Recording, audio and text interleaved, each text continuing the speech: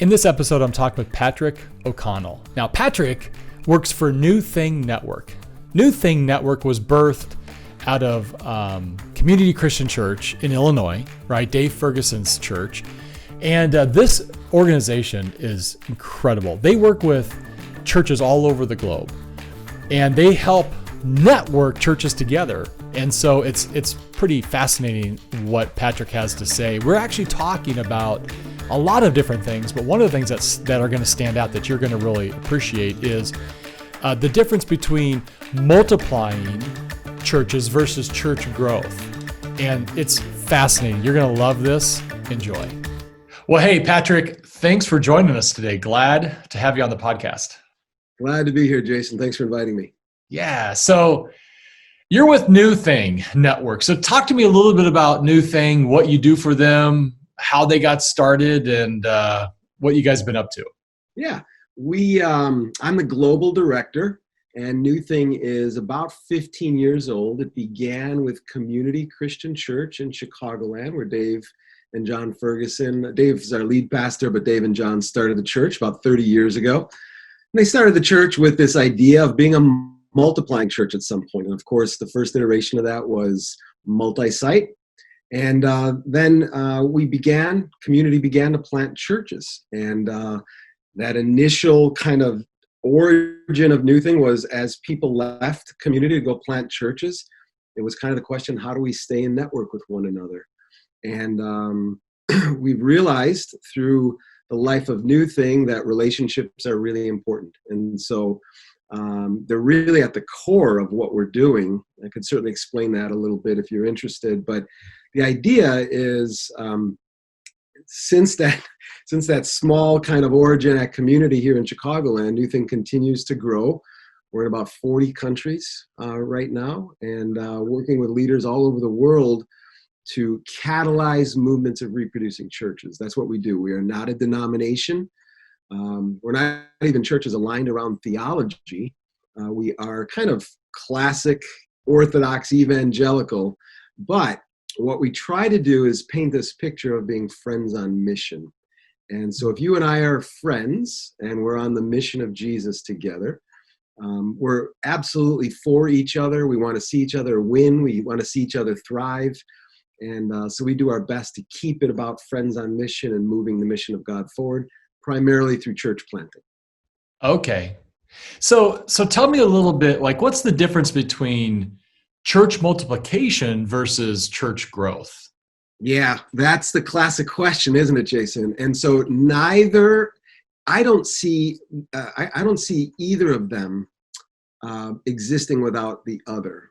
But let me just say that church growth has really been the mantra of the church in the West. And that is, how do we create an environment where more people come and experience the gospel, experience community, experience what it looks like to live life on mission with Jesus. And the idea is that let's do that bigger, better, and faster, as we all do in the West, right? But there's another very, very important part of the mission of Jesus in the world, and that is multiplication. And so if you think about the Gospels, you think about what Jesus actually says to his followers. If you look at the first church, what you have there is a very small group of people discipling other small groups of people, and that leading to more and more movements. So Jesus didn't ask us to plant churches. He asked us to make disciples. And so church growth is the result, I hope, of really good discipleship. The challenge we have is when we do it in reverse. And that's maybe some of the challenge we see in the North American context and the West. And you don't know me well enough. I'm not being a naysayer on anything. I'm not a critic of anything because God uses it all. But I am saying that in the Western context, and because I get to wear my global hat a bit, what I see us doing is generally, or have in the past, gone with the high growth mentality, where if we're going to see the church thrive, we need to also focus on multiplication. And so NewThing focuses in this space of helping churches create cultures of multiplication so that as a result, more churches are planted. Well, so let's go into there. How can a church move towards multiplication here in the U.S.? Yeah, I think it's really about adopting this posture where we are a sent people. It's really beginning with kind of our heart for Jesus. Where are we with Jesus? And the goal of a church is not just to collect and gather. The goal of a church is to collect and gather to scatter. Yeah. I mean, we are to plant seeds of the gospel to the nations, right? It's the big picture. And when a church spends a lot of time and energy and resources only gathering, it's like it's misfiring on the whole mission. The analogy I used to use, or I do use, I was in the military, and the military is a great organization, and I'm not suggesting that the church be like the military in any sense, but this is just an illustration. What the military does is a great job of taking people and training them for a mission. And so when you graduate from basic training, from your equipping stage in the military, you know exactly what your mission is, you know exactly your gifting, and you're exactly equipped to do that. And it's similar, I think it needs to be similar in the church. And so multiplication, then, what we do is we suggest that multiplication in a church needs to begin to happen at every level, every single level. So hospitality leaders must be multiplied. Children's workers must be multiplied. Small group leaders must be multiplied. Lead pastors must be multiplied. And so we at NewThing, we focus on this idea where we are going to build cultures where multiplication is not only taught but caught, and it's celebrated, so that it becomes in the air of the local church. Because unless a church is multiplying, our suggestion is that it's not thriving. It's not being all that it can be. So what would you say to a church then that's thinking about planting? So they're thinking about planting a church, and I guess it doesn't matter. You can probably speak into this. You don't have to. Maybe you do. You don't have to get to a certain size in terms of people or budgets or even locations. But what would you say to a church that's going, yeah, we probably should take this pretty seriously. How do we go beyond ourselves and plant a church? Like, what does that look like? Yeah, it's a great question. I mean, first of all, spend lots of time in prayer and fasting and make sure it's something that God has called you to do. All right. Yeah. Number two is look at the life of Jesus, and Jesus pours into the few to reach the many. Number three is I suggest that if you want to know if you are really, if your church is working, quote unquote, try to plant the church. You will know if you are evangelizing. You will know if you are discipling. You will know if people are on mission or not when you try to plant the church. So to your question, I think it's okay for any church to start small. Start with small. So we would suggest if you were a church planter, Jason, and you were working with one of our networks, we might suggest that the first thing you do is launch a small community of people in your living room. Just begin to prayer and worship and read scripture together. And then as that grew, maybe you step into a local school auditorium and begin to meet there. And then once you've got one service underway, maybe you reproduce a second service in a short period of time. Once you're doing that, then you maybe multiply out a new location. It's building on the small. I often suggest to church leaders that if you can show me a leader who has started a small group and where 50% of those people in that small group have found their way back to God in that group, that leader can lead at any scale. It's just about scale, to your point. It's not about bigger or better. You don't need the building. You don't need the fog machines per se. Those are all nice to have, and there's a place for all that. But it's about scaling, and I think what I would challenge my friends in North America to think about is what am I doing as a church leader to equip the people in my church to go out and scatter seeds of the gospel to start new things, so to speak. Yeah, that's interesting, because when I think about most churches here, they and if you stop and step back, if the church is growing, there's a reason. They probably have a really good lead pastor who can deliver a great message. They got a good children's ministry. They probably are very friendly. They got a great welcoming team. It's just a good vibe going on.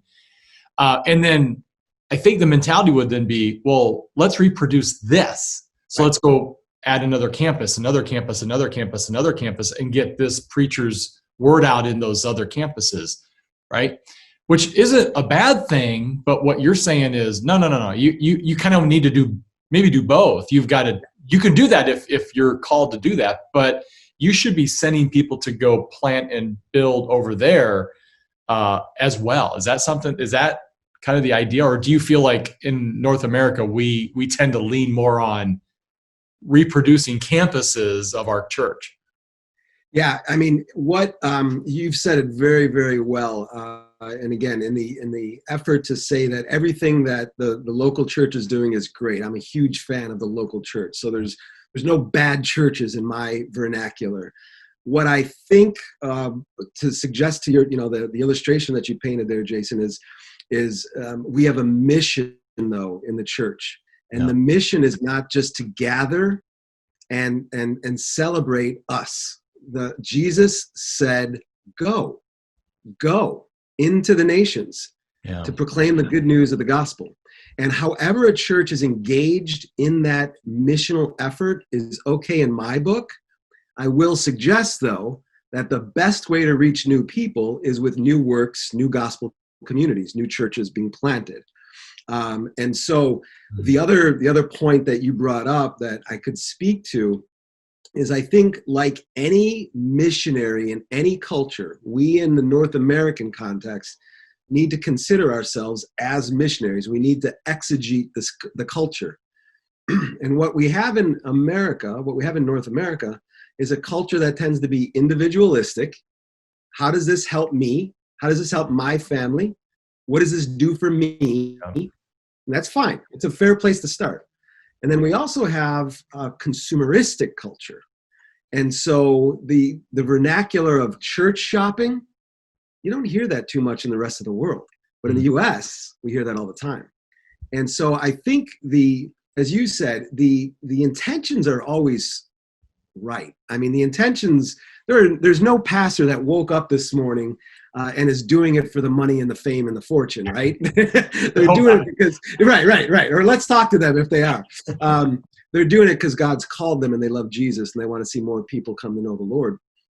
But I think what we do, and some of my global friends suggest this very gently towards the American church, is we settle for good things and miss the great things.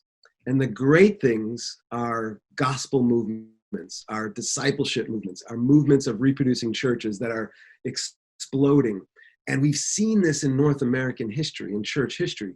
If you go back and look at Methodism was a movement, it was a frontier movement that absolutely exploded in the United States in the late 18th and early 19th century. But then what happened is that movement became stagnant, and this is some of my Methodist friends have told me this and helped me understand this, because they tended to focus on the growth and the institutional aspects of the movement rather than letting it go. So I would say those are some of the things that we try to keep front and center at NewThing when we talk about the mission of Jesus and the multiplication of his movement. So you get to do something that the rest of us really don't get an opportunity to do, and that is you're talking with churches all around the globe. Yeah, it's a privilege and an honor, and I'm humbled by it. So what are those, what's being talked about these days around the globe? Yeah, I think, oh gosh, it's a good question. Let me keep it short and sweet for you. COVID has presented incredible challenges. I don't want to miss that, and I want to lament with a lot of leaders across the world who have had a really hard time with it. I've been on calls with pastors who have been in tears about it, Mm. just not knowing what to do, what's going to happen to their church, not having the tools, not having the digital presence. I mean, I've been in every kind of conversation. So innumerable challenges with COVID, but it's also the greatest opportunity that any of us will ever live through. And here's why I say that. The whole globe, speaking of the global church, is going through the same crisis. It's never happened before.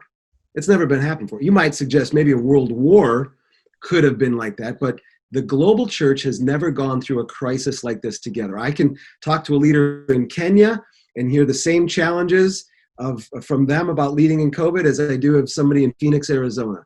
Doesn't matter. So we're all going through the same storm, but we're going through it in different boats. That's the way that we've been talking about it. So imagine we're all on the sea and it's all raging and the waves and there's more storm clouds ahead because we don't know what's going to happen. And you're in your boat and I'm in my boat. Let's help each other. Let's call out to each other. Let's tie up. Let's get a little bit closer. So I've actually seen leaders much more open to reimagining what the church is, the expression of the church. I've spoken to some church leaders in Europe who say, hey, we are going to take the emphasis off Sunday morning so that we can multiply disciples. And I'm like, wow, tell me more about that. Like, it's so radical to think about that. But if you're a leader in, Birmingham, England, you are leading in a post-Christian, a postmodern, COVID context. If you are not willing to reimagine and shift your paradigms, you're going to be guilty of insanity, of trying to do the same thing to achieve different results. And so I would say to your question, Jason, that the global church is open like never before to a conversation about how do we actually realize kind of the 1 Corinthians 12 or Ephesians 4 or John 17 idea of unity, about working together, about being friends on mission, about helping each other. And that has been so extraordinary. It's complex, but this idea that we are the body of Christ, yes, diverse, yes, must express ourselves contextually. What works in Arizona doesn't work in Chicago, doesn't necessarily work in Uganda. However, there are principles of the gospel and about gospel multiplication that we can learn from each other. And so it's a spirit of togetherness that I've been picking up from the church around the world. That's encouraging. First and foremost, that's super encouraging because we are all on the same team. And we have one mission, and he gave us that mission. How we go about doing that, to your point, is going to be different depending on where you are on this planet. And the other thing that I kind of wonder about is, we're still in this pandemic. We're, Lord willing, we're coming out of this pandemic, but that means that things have changed and things are going to continue to change. And so I kind of wonder, what does that look like?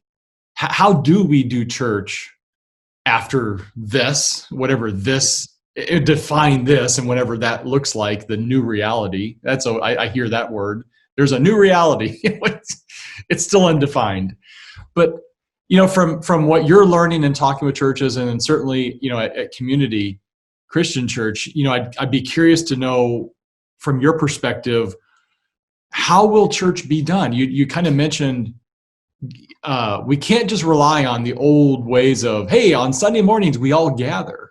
I mean, maybe that's still a thing that will probably continue to be a thing, but we got to think different. And there's different ways to connect with people outside of that, come under one building. What are you seeing? And is there a new shape or a new reality that's starting to form? Yeah, it's a great question, Jason. Number one, I think context is important here. How do I frame this? We're all learning new language.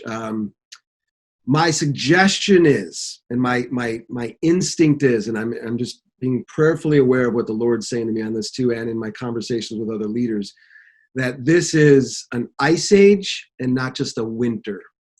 And I know that can sound rather pessimistic, but I believe things have shifted tremendously for the church. Now, one of the things we have to, immediately check ourselves on is, do we trust Jesus even when things shift? And we should. Amen. Right? We should. What we've been suggesting, and I'd be happy to get your listeners this and make sure you get a copy of it. We came up with a series of blog articles through the summer called the 5 Shifts. And I'll present them to you very quickly. And if you want to drill down to any of them, just let me know. But we're suggesting that there are 5 shifts, no matter where you are in the world as a church leader, you've got to make. Number 1, you've got to move from criticizing to evaluating. So it used to be, we've figured out how to do big church. If you don't do big church, something's wrong with you, or you're not doing it right. That's critical. Evaluating is big church actually making disciples of Jesus? Yeah. I mean, is that really working? So that's number 1, shift 1. Shift 2, and this is right up your alley, Jason. This is where we need organizations like yours. We're suggesting that we need to move from informing to digitizing, specifically digitalization. We've been using this phrase, I'm sure you're using it too, phygital, right? And it's this idea of the physical and the digital together. And so as leaders, as a church leader, I now must be cognizant and somewhat aware of how people are interacting online and digitally and using social media. And it's more than just putting my content online. It's about how do I engage with people relationally. And I'm sure you could speak very specifically to that, but we think that's really, really important. I heard a really cool story about a pastor in Uganda. She said, if you had told me, this is right when COVID started, about a month into it, she's like, if you had told me that I would have a bunch of my leaders and parishioners from Kampala, Uganda, online doing small group 30 days ago, I would have said, never, never, never would that work. And here she is doing these WhatsApp groups and having more success than ever she could imagine digitally. But she had made that shift in her head, and it's really important. Yeah. And it's not just, I got my Sunday service up online, I'm good to go. We know that's you could speak to that. Yeah. Number 3, shift number 3 is from collecting to mobilizing. This is to the question you asked me in the beginning. Instead of just collecting Christians and putting them in ever bigger buildings and empowering them with ever bigger light shows, again, not trying to be snarky there, I'm saying that I need to collect to mobilize the body to go back out. You will never get, an Indian leader told me this morning, your harvest is directly related to the number of seeds you plant. And so if you're a church leader and you're wondering, all right, I got the big building, we've got the 4 services, we've done the multi-site, what's next? Send them into the fields, scatter seeds. And so that's the 3rd shift. The 4th shift, and I think the American audience is really wrestling with this one, is we need to move from competing to collaboration. Now, we don't say we compete with each other, but churches indirectly compete with each other. Yeah. Right? We try to get the best online presence. We've got the bigger signs. We've got the more frequent services. We've got the louder speaker, like all that stuff. Fine.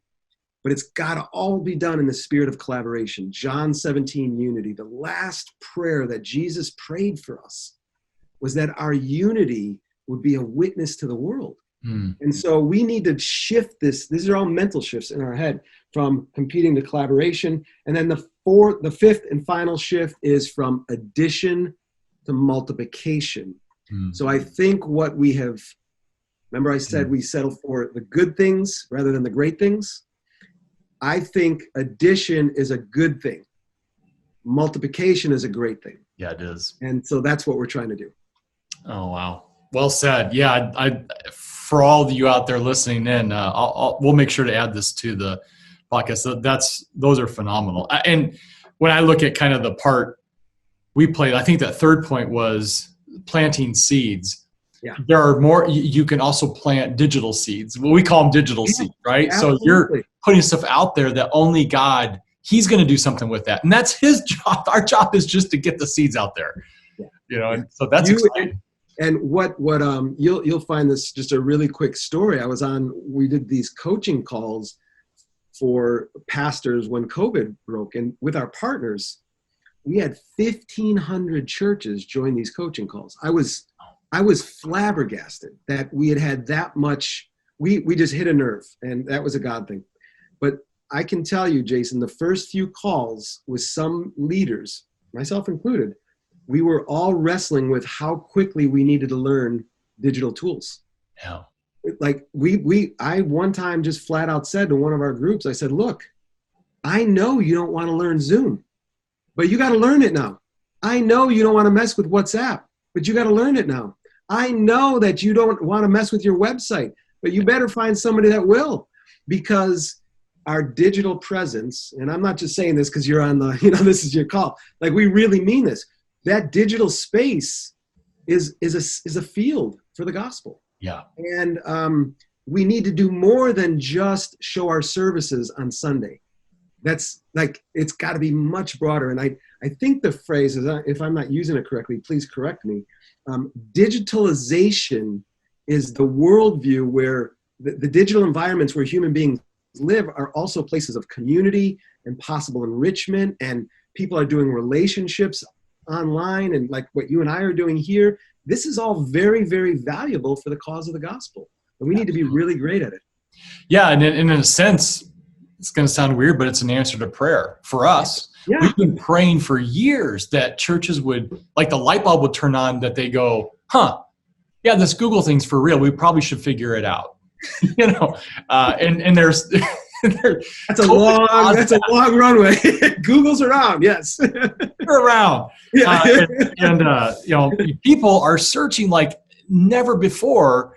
Like, just the search term on anxiety, and I tell this to churches all the time, just if you were to understand how many people are anxious and they're stressed and they're depressed and they're going through this stuff, and they're Googling, they're looking for information, and it's kind of a DIY type of thing. They're trying to get fed so they can figure out how do I overcome this thing. Churches are nowhere to be found in that space. I'm going, that is such a huge opportunity from just a church, planting of a seed to engagement to, moving the needle, if you will. And in our world, it's all about making that digital connection so that human connection can be possible. It can happen, and it's not going to happen overnight. And it may take a few clicks or that kind of thing. We call it kind of a funnel conversion. We're trying to convert people into the space where they can connect with a local church. The local church is what we want people to get connected to, not some, certainly secular organization. Nothing wrong with that, but we know that the local church is going to point them to the answer, right? No, I can't agree more. And I think it's organizations like yours.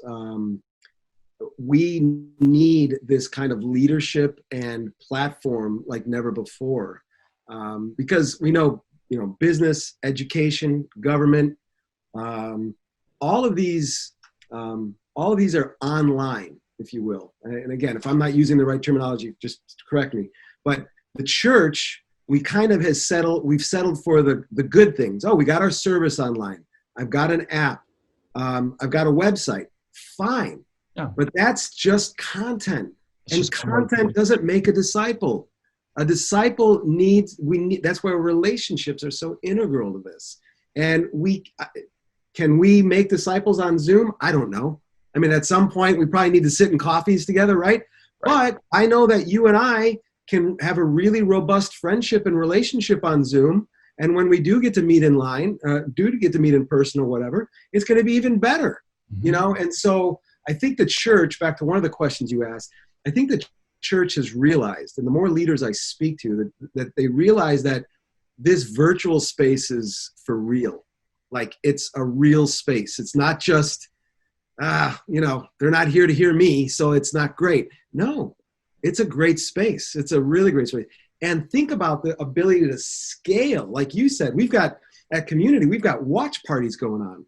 We're saying, get together with a couple of your friends and watch the service together. Right. Or get together with a couple of your friends and go through some of the questions about the sermon that we put on our app. I mean, just trying to reimagine and refresh and rethink how we can engage digitally has been really profound in this season. I mean, we could go forever on this topic, because I'm such a believer that digital can be the place where people can get connected. Can you disciple them there? I don't see why not. I'm not sure who's doing it oh yeah, model that. But we know coming together in person that's worked. But we got to think differently. And to your point, we need to be digitally focused on going outward. But I also have found it this has been kind of a fun thing for our family since I have 2 teenage boys. So we have watched church on Sunday, and then we have this kind of casual conversation about it. Well, when we were going to church, they were going to the students' things and we were going to big people church, and then we're done. Well, now they drive their own car. So we would never even really have a conversation about what just happened. But in the context of our family room, we're able to watch and then turn that thing off and go, what'd you learn? Yeah. We just had our pastor just talked about owning your faith versus borrowing your faith, right? There's a completely owning your faith, and we're being called to own our faith. And so I'm looking at my boys going, how are you owning your faith? And they're going, we just had a great dialogue about that. That happened because of digital. We were able to watch. Now, the question is going to be, can then a church engage with somebody right back and forth? That's discipling, and you got to figure that out. But to me, it's we got the best and brightest you're seeing this on the planet figuring this out. They weren't really putting much emphasis on it before COVID. Now they are, because they're forced to. I love this story, Jason, and I think it reminds me what you're challenging me even to think about is the paradigms.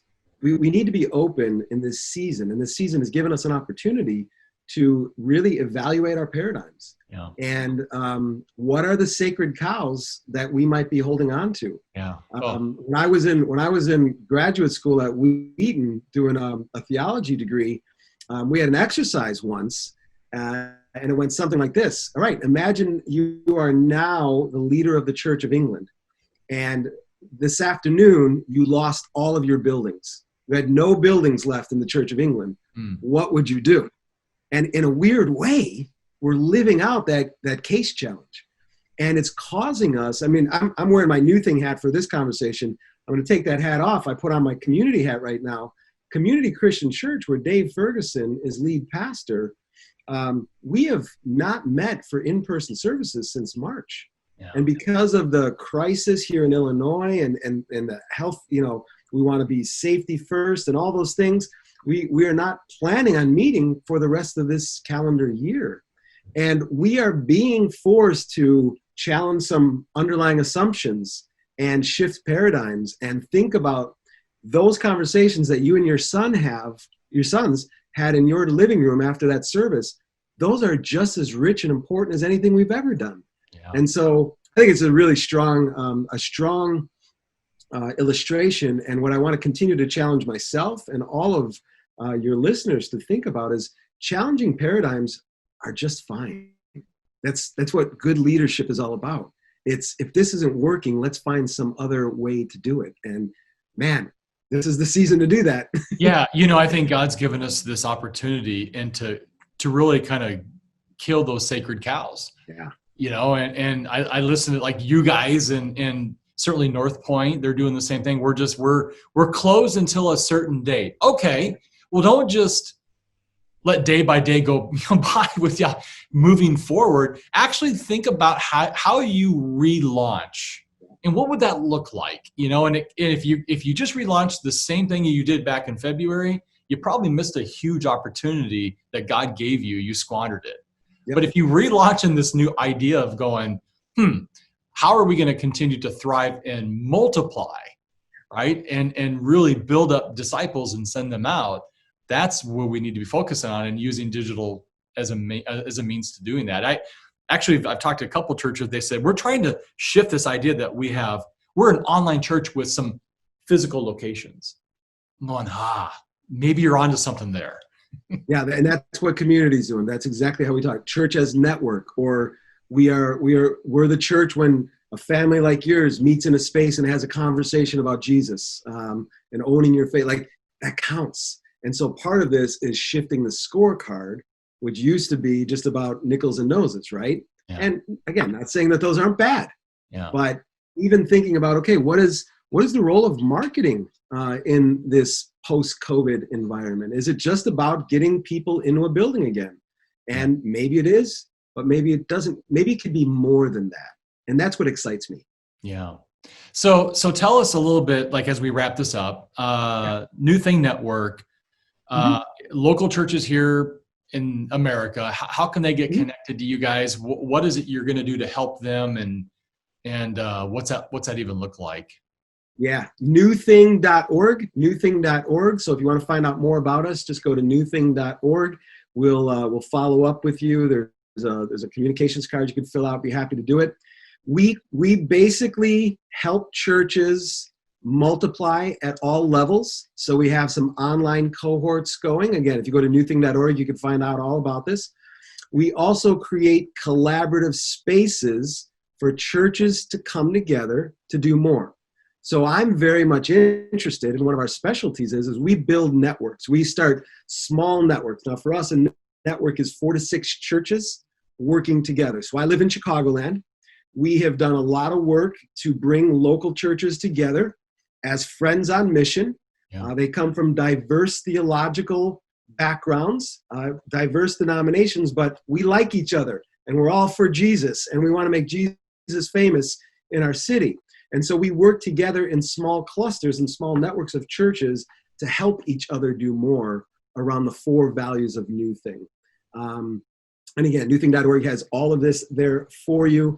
But what we've found, Jason, is that one of my friends in India, he leads India Gospel League, Sam Stevens, he said that networks are the backbone of movement.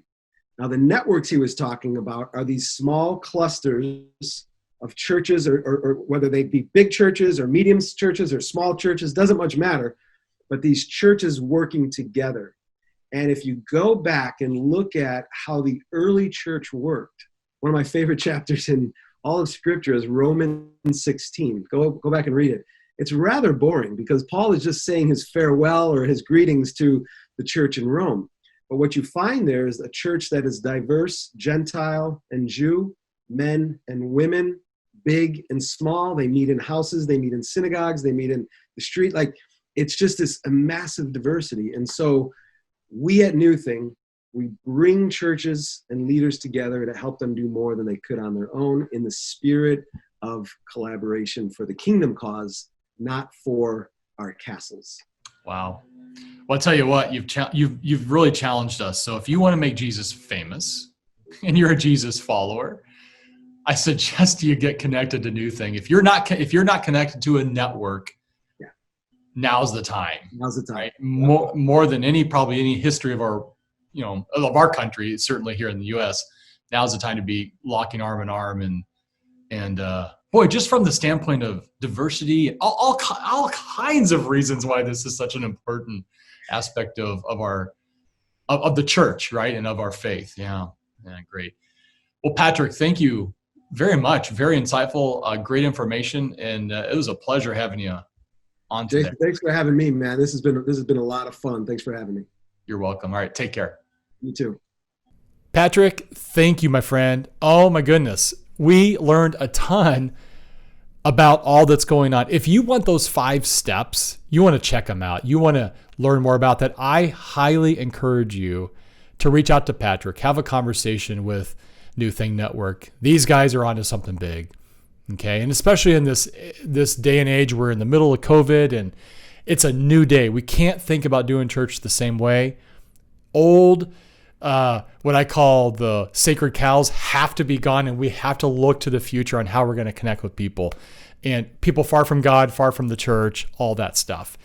Patrick has some amazing insight. A couple things that I think about and from our conversation, especially when it comes to the idea that you have got to have a digital focus strategy. And there's a difference between just, growing your church versus growing more and more churches, right? But regardless, you really want to be focused on a digital strategy to reach people far from God. And so a couple things to take away. Number one, your website. Content on your website speaks volumes into what you should be doing and how you can actually connect with people. And we talked a little bit about that, right?